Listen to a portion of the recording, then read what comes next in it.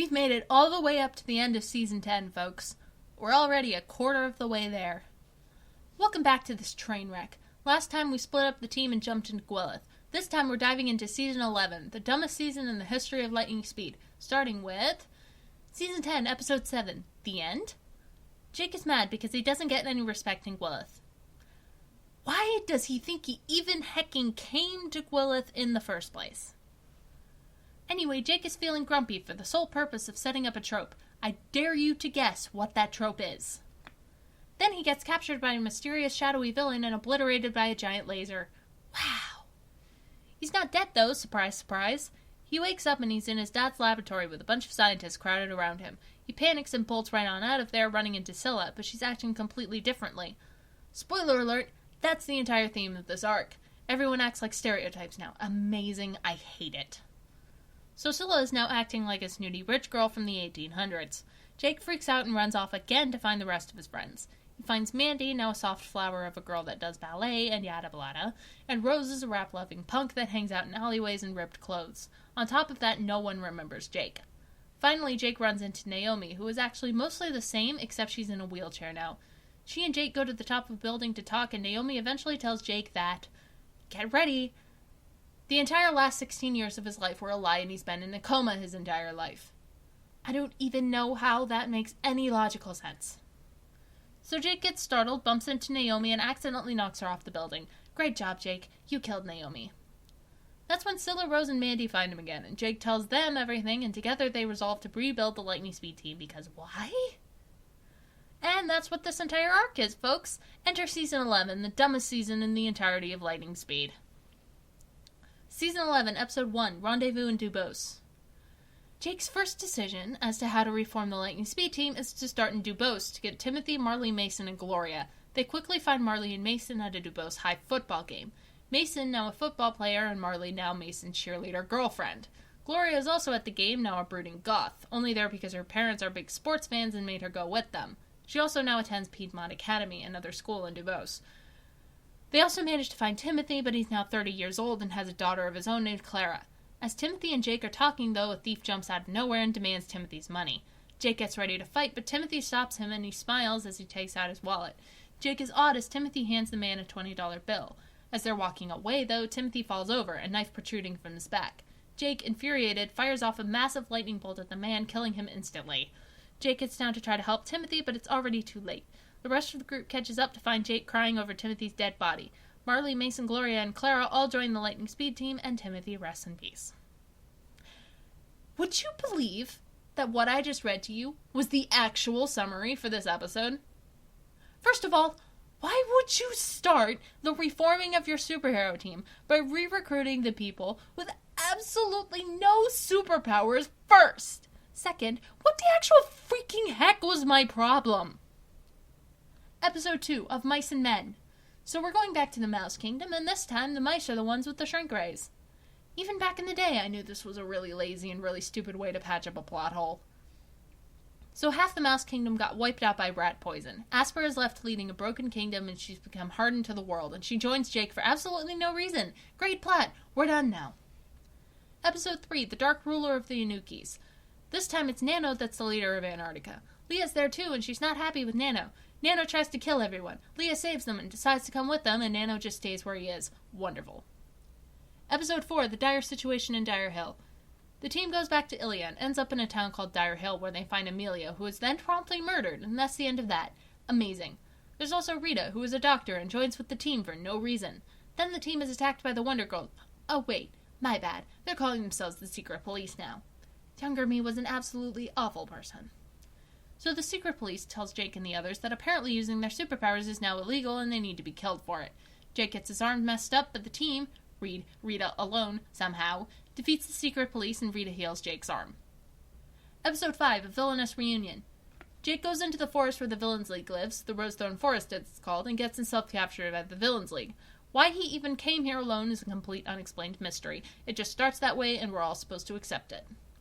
Anyway, the Villains League is a little different this time around because of course it is. It's led by Emily for some reason and also has unimportant Kelly in it because, wow, we needed her back, right? After that, Emily tells Jake the secret police killed most of the other Villains League members, blah blah, and the secret police is planning something big in 2 days, but no one knows what it is. The Villains League then joins up with the Lightning Speed team, and they plan an invasion of the secret police HQ in 2 days, because nothing could possibly go wrong with a plan like that, right? Episode 6, Centralia, Here We Come. The infiltration of the secret police HQ begins, but then everyone turns on Jake for no reason and Jake gets shot. Great. Amazing. That's all that happens. Episode 7, A Place to Belong. This is where Season 11 goes from bad to the worst season of Lightning Speed in the history of ever, real dang fast.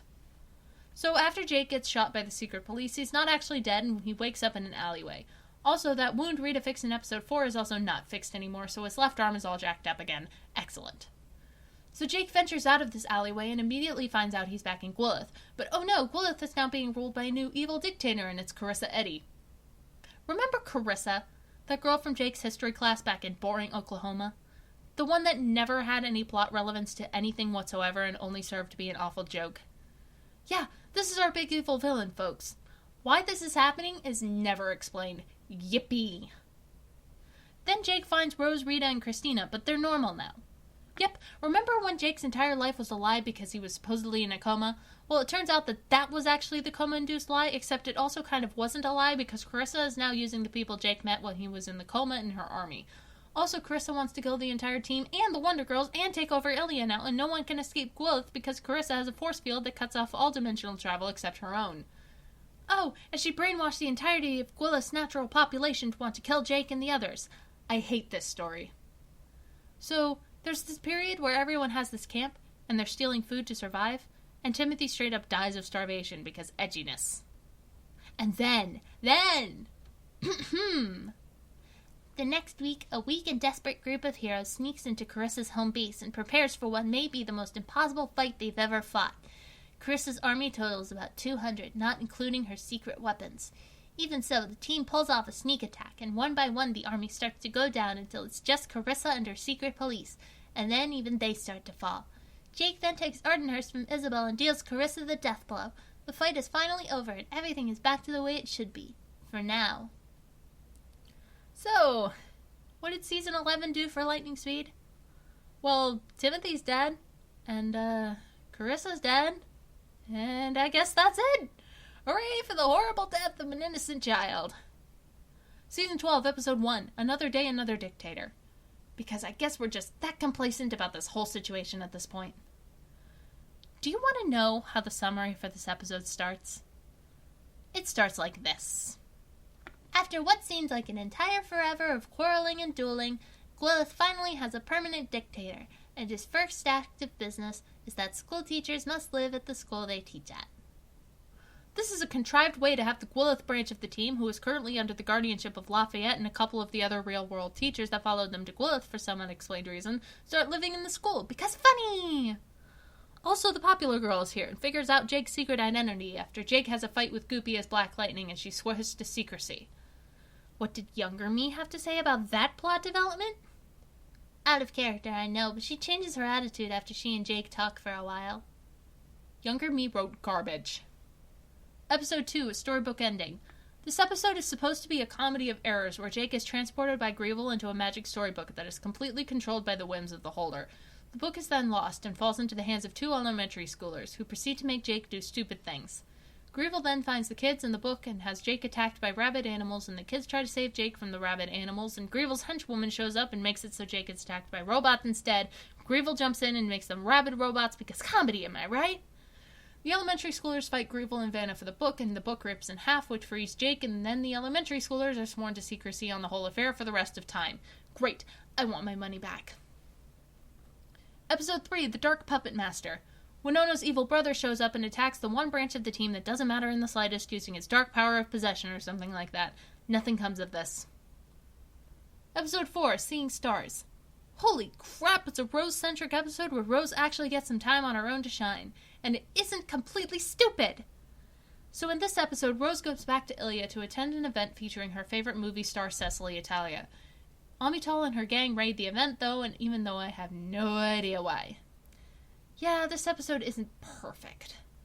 So Rose and Cecily end up getting captured by Amital. Rose breaks out and rescues Cecily, and the two have to work together to fight their way past Amital and her gang and escape to safety. It's actually kind of a breath of fresh air considering what the series around this episode is like. It's nice to just sit back and focus on a couple of characters on their own for a while that aren't Jake. So yeah, probably one of the better episodes. Too bad we get to go back to GWILITH for the next 3 episodes in a row. Episode 5, Winona and Wade. Winona's brother attacks Jake and the team in GWILITH with his dark power of possession or something like that. The difference this time is that Winona's here. The battle climaxes when Wade takes possession of Jake and has him attack Winona. Winona manages to get around this and takes down her brother, though. It's not really all that interesting in the long run. This is also, I think, the last time Wade ever shows up, so whoops! See ya, Wade! Episode 6, Jake for a Day. AKA, this should never have actually happened. The premise of this episode is that after one of their battles, Jake and Antius are suddenly cool with each other for no reason and decide to swap lives for a day for no reason as part of a bet or something. I have no idea what the idea behind all of this was even supposed to be. They just go through a day in each other's lives. Antius has to go through Jake's high school shenanigans, and Jake has to spend a day in the Villains League, and then Jake as Antius attacks the team and fights Antius again and beats him, and the bet ends. I have no idea what I was thinking. This is absolutely one of those garbage filler episodes, I can tell you that much. It does absolutely nothing, thus I am inclined to act like it doesn't exist. Episode 7, Goodbye to GWILITH. I hope no one's trying to keep track of the death toll in this series, because you're about to be screwed if you are. So at the beginning of this episode, we check back in with Dahlia, who's been in the hospital ever since the start of Season 10. Oh yeah, I forgot. She got her robotics completely trashed in a fight with that first dictator guy. My bad. Anyway, Antius rescues Dahlia from the Normal People Hospital and they go back to the Villains League together. That's where they find the Tux guy from the Season 7 finale? It turns out that this guy is actually Dahlia's old butler from her princess days, and he can actually help Dahlia get back her robotic stuff. Once that's done, Dahlia leaves to go do something or other, and Antius follows her. Dahlia then... Hold up. Before I tell you what Dahlia does next, I want you to remember something very important. Every plan Dahlia's ever had has always been complete and utter disaster that makes absolutely no sense. Dahlia has never once had a good plan, ever. Got it? So, Dahlia's angry at GWILITH, so she manages to transport herself and Antius to the void between dimensions through some unknown means, and then she destroys GWILITH. Yes, the entire dimension. Dahlia destroys GWILITH. As for what happens after that, well, I don't even know how to explain the load of nonsense that comes after this, so I'll let my old summary do that for me. She, Antius, and everyone currently in GWILITH are thrust into an endless white limbo from which there is seemingly no escape. Soon, though, Jake and the rest of Team GWILITH find out about the Dimensional Scouts, an alien scouting group surveying dimensions across the dimensional continuum. They find out from the GWILITHian Dimensional Scout that GWILITH is steadily deteriorating, and that if they stay, they'll be destroyed along with the rest of GWILITH. The scout then proceeds to tell them how to escape, but only 10 people can escape the limbo. The rest will be trapped forever. Team GWILITH makes up 7, and when they find Dahlia and Antius, that makes 9. The hardest choice is the 10th person. They decide to take Lafayette, the scout saying he'd rather stay than let someone else die in his place. The 10 then follow the scout's instructions and escape from the now-dead GWILITH before it disappears forever along with the rest of its inhabitants. So yeah, GWILITH is dead. Rip GWILITH and the probably hundreds of thousands of people that lived there. You're gonna want to remember that dimensional scout thing, though. That becomes important later. So with GWILITH dead, where does the GWILITH branch of the team end up? Well, they just hang out in Ilia. They don't join up with the branch already in Ilia, though. They're just kind of there. That's where we're going into Season 13, folks. Season 13, Episode 1, The Ballad of the Western Lizard. Emilio's wife decides to take the real-world branch of the team to a reproduction gold rush town from their spring break.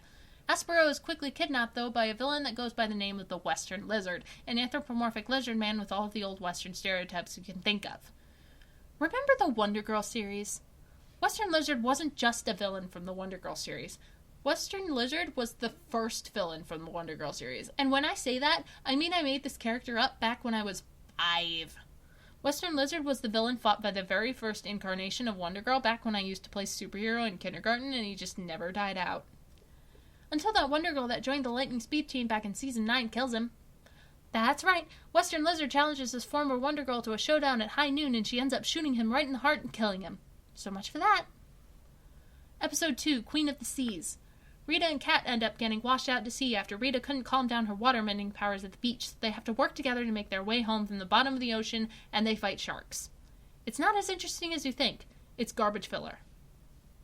Episode 3, The Chancellor Returns. Before I start this episode, I want us to remember how absolutely convoluted Jake's family tree is. So at this point, Jake is the blood prince of an alien planet and also the adopted half-brother of Emilio through the LaFawn line his adoptive mother was once part of, which also means he has ties to Auntie as though only through adoption. Are you ready for all of that to get even more complicated? So in this episode, Morris takes over Palentia again. Jade finds out about this and goes to get Jake because I don't know why heck she doesn't even like him. The two of them go to Palentia and take down Morris, but Morris reveals that he's actually Jake and Jade's real father. He decided he wanted to take over the throne from his wife because he got all huffy about not being the true ruler of Palentia over his wife.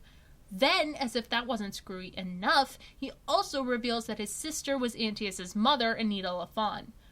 Holy freaking crap frick! This means that Antius is actually Jake's cousin by blood, and Jake's family tree loops over on itself so hard I'm getting motion sickness just thinking about it. And that's the only purpose of this episode. End me. Episode 4, The Rise of the VOLIXAI. In this episode, our heroes have to save the world from a group of hostile aliens known as the VOLIXAI. They actually have to go into space, land on the alien mothership, and combat the aliens head-on. Who do you think our heroes are? It's okay, I'll wait. It's Antius, Grievel, and Goopy. That's right, in this episode, Antius, Grievel, and Goopy have to stop an alien invasion before the aliens destroy Ilia. Why are the real heroes not taking care of this? Because they think the villains are lying about it. This episode is actually so ridiculous it's entertaining to think about. It's almost satirical in a way. I adore it. Doesn't make it any less stupid, though. Episode 5, Reverse Role.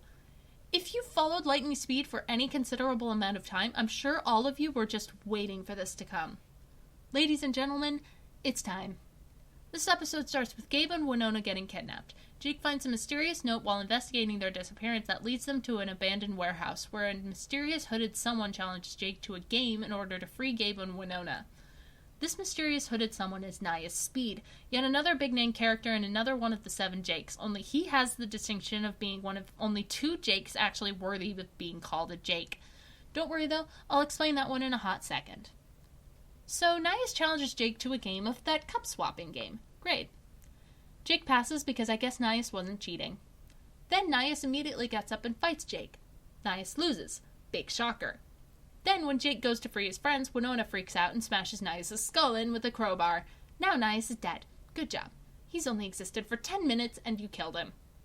This isn't the end of Nias though. Oh no. Immediately after he dies, Jake runs away, goes home, gets a knife, and tries to kill Scylla. He pins Scylla up against a wall, but Scylla utters the demon spell needed to eject Nias' spirit from Jake's body. The demon part was a joke. I felt I should clarify that, considering future events.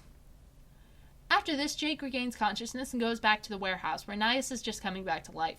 This is when Jake figures out that Nias looks almost exactly like him, and where the big explanation happens. Welcome to the wonderful, horrifically convoluted world of reverses. We sort of saw a bit of this with Nyla back in Season 3, but this is where the whole reverse thing really comes to fruition. Basically how it works is that a reverse is a mirror entity to a person from the overworld with a few special rules. Reverses basically have 2 stages to life. In Stage 1, there's only 2 ways the reverse can die. If their overworlder dies, or if an overworlder kills them. If the latter happens, the reverse then takes over the body of the overworlder they are bound to. If they are ejected from this host body afterward, they revive in their reverse body and enter Stage 2 of their life. In this stage, they play by all the rules of a normal person and they are no longer bound to their overworlder in any way. We'll get to a lot more complicated things later, most involving Nias specifically, but this is the basic gist for now. Reverses in LS1 are awful. Anyway, that's the end of things, basically. Nias is here to stay now, folks. Even though he won't do anything else for a pretty long while. Gotta love LS1, huh? Episode 6, Vanna Goes Solo. You wanna know what filler is? This episode is all about Grievel's henchwoman quitting, then having one bad day and coming back. That's it. That's all. I hate LS1.